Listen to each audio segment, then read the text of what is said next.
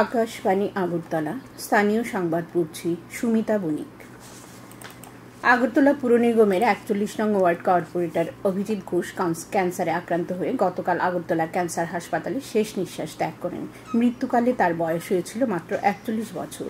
তার অকাল প্রয়াণে শোক ব্যক্ত করেন মুখ্যমন্ত্রী অধ্যাপক ডাক্তার মানিক সাহা। তিনি প্রয়াতের বিদেহী আত্মার সদ্গতি কামনা করে পরিবার পরিজনদের প্রতি গভীর সমবেদনা ব্যক্ত করেন।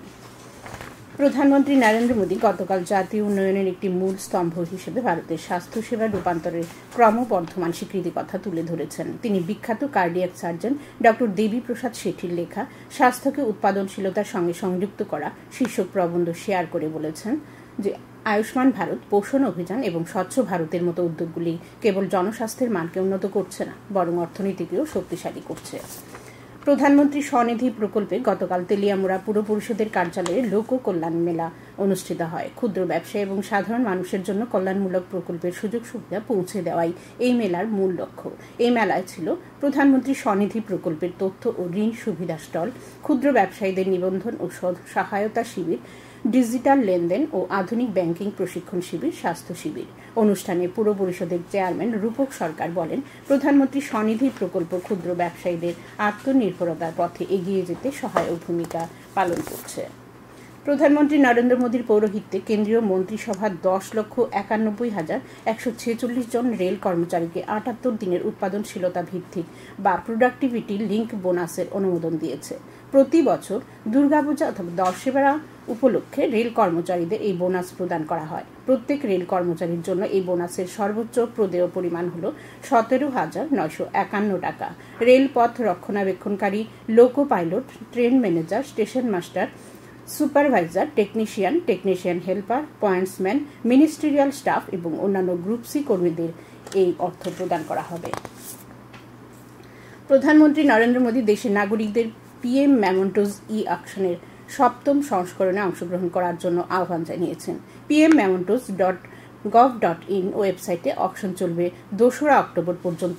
সমাজ মাধ্যমের এক বার্তায় শ্রী মোদী বলেছেন, এই অকশন ভারতের সংস্কৃতি এবং উদ্ভাবনী শক্তিকে তুলে ধরবে। সারা দেশের সাথে রাজ্যেও গতকাল দুপুর ১২টায় সমস্ত বিদ্যালয়ে পালিত হল একদিন এক ঘন্টা একসাথে কর্মসূচি। শিক্ষা মন্ত্রকের এই নির্দেশিকা অনুযায়ী এই বছরের স্বচ্ছতা হি সেবা অভিযানের এর মূল ভাবনা স্বচ্ছোৎসব। ১৭ সেপ্টেম্বর থেকে শুরু হওয়া এই বিশেষ কর্মসূচি আগামী ২রা অক্টোবর পর্যন্ত চলবে এবং মহাত্মা গান্ধীর জন্মতিথিতে স্বচ্ছ ভারত দিবস পালনের মাধ্যমে এর পরিসমাপ্তি ঘটবে। এই বিশেষ উদ্যোগে বিদ্যালয়ের ছাত্রছাত্রী, শিক্ষক শিক্ষিকা, কর্মচারী এবং বিদ্যালয় পরিচালনা সমিতির সদস্যরা বিদ্যালয় ও আশেপাশে পরিচ্ছন্নতা অভিযানে অংশ নেন। অমরপুর মহকুমা হাসপাতালের উদ্যোগে গতকাল আয়ুষ্মান ভারত, প্রধানমন্ত্রী জন আরোগ্য যোজনা ও মুখ্যমন্ত্রী জন আরোগ্য যোজনার বিষয়ে সচেতনতামূলক এক র্যালি অনুষ্ঠিত হয়। র্যালিটির সূচনা করেন অমরপুর নগর পঞ্চায়েতের চেয়ারপারসন বিকাশ সাহা। প্রধানমন্ত্রী নরেন্দ্র মোদী আগামী ২৮ সেপ্টেম্বর রবিবার সকাল ১১টায় আকাশবাণীর মন কি বাত অনুষ্ঠানে দেশ বিদেশের জনগণের সঙ্গে মত বিনিময় করবেন। এটি হবে মন কি বাতের ১২৬তম পর্ব।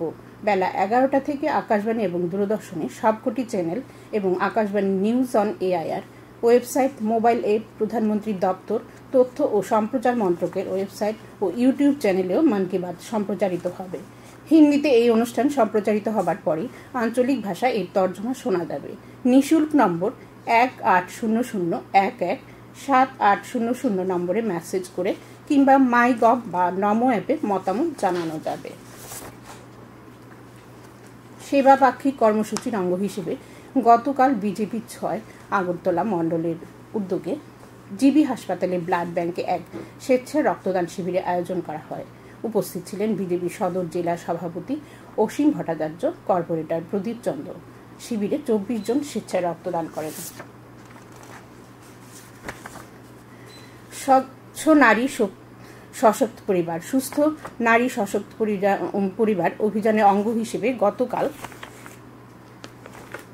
আগরতলা মহিলা কমিশনের কার্যালয়ে স্বাস্থ্য শিবিরের আয়োজন করা হয়। উদ্বোধন করেন আগরতলা পুর পরিষদের মেয়র দীপক মজুমদার। উপস্থিত ছিলেন রাজ্য মহিলা কমিশনের চেয়ারপারসন ঝর্ণা দেববর্মা, রাজ্য শিশু অধিকার সুরক্ষা কমিশনের চেয়ারপারসন জয়ন্তী দেববর্মা প্রমুখ।